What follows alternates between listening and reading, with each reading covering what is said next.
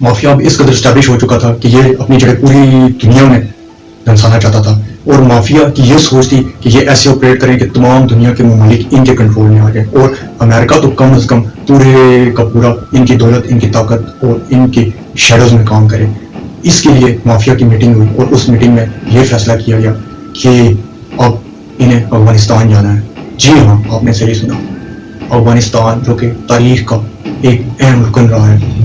ये Sicilian mafia की नज़र में 50 की दिहाई में आया, जब सिसिलियन माफिया के bosses of bosses and don of dons ने यह फैसला किया कि हमें अमीर करेगा इस दुनिया में सबसे ज़्यादा तो अफगानिस्तान। वो कैसे, क्या था अफगानिस्तान में, क्यों नज़र पड़ी बॉसेस ऑफ बॉसेस की सिर्फ एक पहाड़ों और बंजर ज़मीन पर? अफगानिस्तान के अंदर वो क्या चीज़ थी जिसने बॉसेस ऑफ बॉसेस और डॉन ऑफ डॉन्स को वहाँ जाने पर मजबूर किया, और क्या वो सब कुछ उन्हें अफगानिस्तान से मिला, और क्या उनका प्लान, और क्या उस स्टडी उस प्लानिंग के जरिए उन्होंने अमेरिका कंट्रोल किया?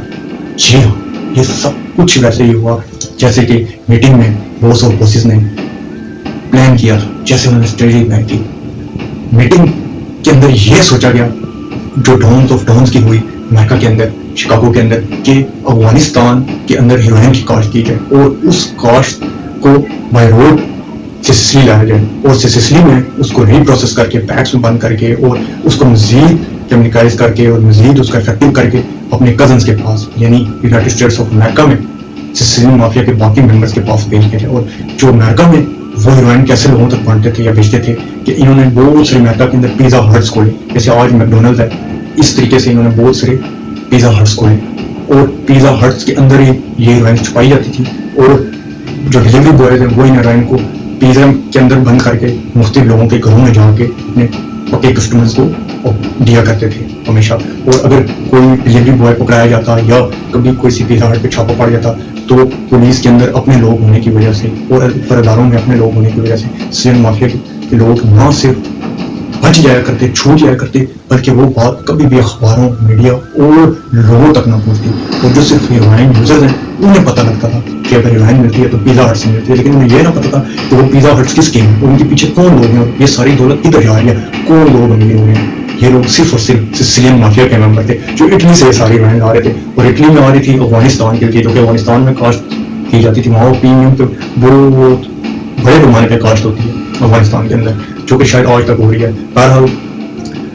जो बॉस ऑफ बॉसेस ने ये जो ट्रक्स का बिजनेस अमेरिका के अंदर करना शुरू किया, और अमेरिका पूरे में ये चीज़ फैला दी, और बहुत से पिज़्ज़ा हट्स जो कि बराह नाम पिज़्ज़ा बेचते थे, जिनका मकसद पिज़्ज़ा बेचना ना था, वो पूरे अमेरिका में हीरोइन बेचने लगे।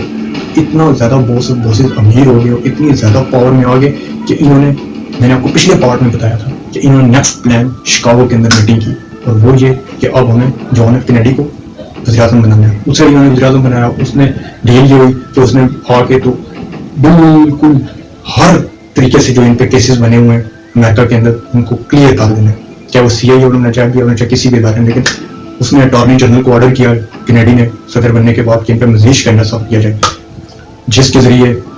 जॉन एफ कैनेडी को अपनी जान से हाथ धोना पड़े। लेकिन उसके बाद ये हुआ कि ये छोटा चैलेंज था कि अमेरिका की गवर्नमेंट इनका हाथ डालती, क्योंकि ये व्हाइट कॉलर वाले इतने तरीके से ऑपरेट करते थे कि ये जज और आगे जाके अदालतों को भी धोखा दे जाते थे कि इन चीज़ों से हमारा कोई ताल्लुक नहीं है। इनका ज़्यादा से ज़्यादा कोई चीज़ पकड़ाई जाती थी तो माल पकड़ाया जाता था, जो कि इनके पास इतना ज़्यादा था कि इन्हें अफगानिस्तान से मुफ्त मिलता था, और ये उसकी कुर्बानी दे देते थे और खुद और अपने मेंबर्स को बचा लिया करते थे। फिर इनका सबसे बड़ा चैलेंज और मसला ये शुरू हुआ कि जब ये बेहद अमीर हो गए तो ड्रग्स का बिजनेस बेहद फैलना शुरू हो गया, तो इनके आपस में खानदानों में लड़ाइयाँ होना शुरू हो गई। इटली के अंदर भी और अमेरिका के अंदर ये एक दूसरे का किलिंग करना शुरू हो गए, एक दूसरे को मारना शुरू हो गए, और सब के सब लोग ये कहना शुरू हो गए कि मैं बॉस ऑफ बॉसेस बनूंगा, या मैं डॉन बनूंगा, या मैं ऑपरेट करूंगा अपने नीचे सोल्जर और कैंपस को। हालांकि जब ये छोटे पैमाने पे एक रूम या चंद खानदानों में एक सिसिली के इलाके तक महदूद थी, उस टाइम इसको डिसिप्लिन में रखना नहीं था, लेकिन बहुत बड़े पैमाने पे इस तंजीम में अफरा तफरी फैल गई। हर मेंबर अपने आप को किसी कानून ना होने की वजह से, ऊपर पुलिस वालों के ना होने की वजह से, उनके ऊपर एजेंसीज वालों के ना होने, उनके ऊपर इदारों के ना होने की वजह से हर मेंबर फ्रीली घूमता था और अपने आप को डॉन समझता था, और वो दूसरे की किलिंग करना शुरू हो गई। इस चीज़ को रोकने के लिए don of don bosses of bosses ने परेशान होकर मीटिंग एक बिठाई, और इस मीटिंग को तारीख की एक बड़ी ब्लेंडर मीटिंग कहा जाता है, जिसका मैंने जिक्र पीछे किया था कि क्या हुआ सिसिलियन माफिया से ब्लेंडर, जिसकी वजह से ये तंजीम लोगों के नजरों में आ गई और लोगों को पता चला कि اسٹیٹ کے اندر نیچے ایک اسٹیٹ ہے, شیڈو اسٹیٹ ہے جو ورک کر رہی ہے. کوئی سسلین مافیا ہے بھی, کوئی ڈرگس بیچنے والی ایک اسپیشل تنظیم ہے بھی, کوئی ایسی تنظیم ہے جو اتنی امیر ہے اور اتنی پاورفل ہے کہ وہ دنیا کو نہ صحیح لیکن امریکہ کو آپریٹ کر رہی ہے. وہ کیا غلطی تھی؟ وہ یہی غلطی تھی کہ جب ان خاندان کے لوگوں کو, مفتی خاندان کے لوگوں کو جو ڈونز بننا چاہ رہے تھے, ان کو روکنے کے لیے ایک میٹنگ اٹھائی گئی کہ اس میٹنگ میں فیصلہ کیا جائے کہ ان کے لیے کیا کرنا ہے اور کس طریقے سے ان کو سزائیں دینی ہے یا ان کو کنٹرول کرنا ہے. اس میٹنگ کو کہا جاتا ہے میٹنگ آف اپالچم. آپ انٹرنیٹ پہ سرچ کر جاتے ہیں. یہ ورلڈ کی سب سے سینئر مافیا کے لیے بلینڈر میٹنگ تھی جس نے انہیں بے نقاب کر دیا. نیو یارک کے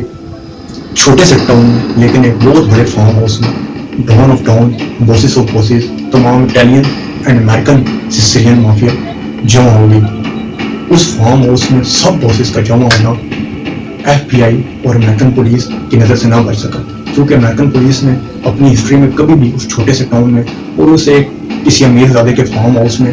اتنے زیادہ بڑی گاڑیاں, لیموزینز اینڈ فراری اینڈ مختلف قسم کی بی ایم ڈبلیوز اور بڑی گاڑیوں کو کبھی بھی ایک ساتھ نہ دیکھا. اور وہاں پہ کوئی شادی کی تقریب بھی نہ تھی اور کوئی ایسی تقریب بھی نہیں تھی جہاں پہ جس سے شہر والوں کو انوائٹ کیا گیا تھا.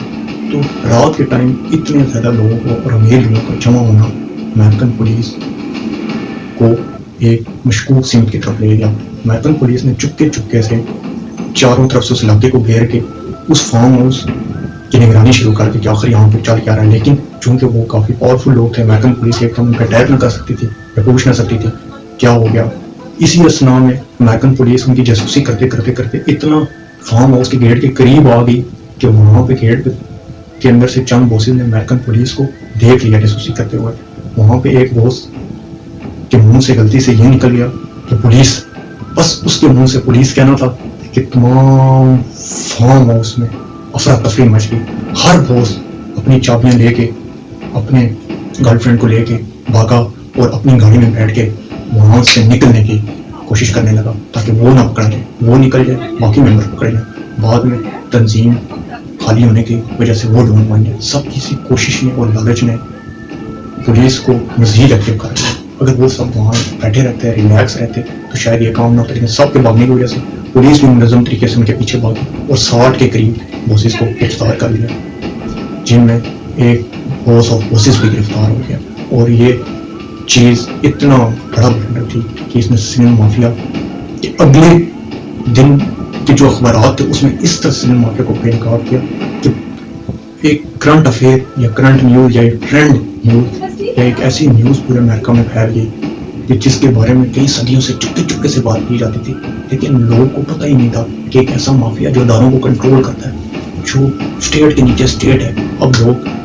کھل کے اس کے بارے میں بات کرنے لگے تھے, کھل کے اس چیز کے بارے میں کہنے لگے تھے کہ یہی وہ مافیا جو تمام اداروں کو ٹھیک نہیں ہونے دیتا. تمام اداروں کے اندر ان کے لوگ ہیں, ہمارے بچے انہیں کی وجہ سے بیمار ہو رہے ہیں, ڈرگز یہی پھیلا رہے ہیں, تمام قسم کے ماحول کو یہی مفلوج کر رہے ہیں. سسلین مافیا کی اس ممبر کے بعد سسلین مافیا کی اگلی چال کیا تھی, کیا چال انہوں نے چلی کہ جس کی وجہ سے وہ اپنی بقا کو مزید رکھنا چاہتے تھے, کیونکہ اب وہ ایکسپوز تو ہو چکے تھے. اب ایکسپوز ہو کے انہوں نے گیم کھیلنے کے لیے کیا اسٹریٹجی ہے یہ میں آپ کو بتاؤں گا.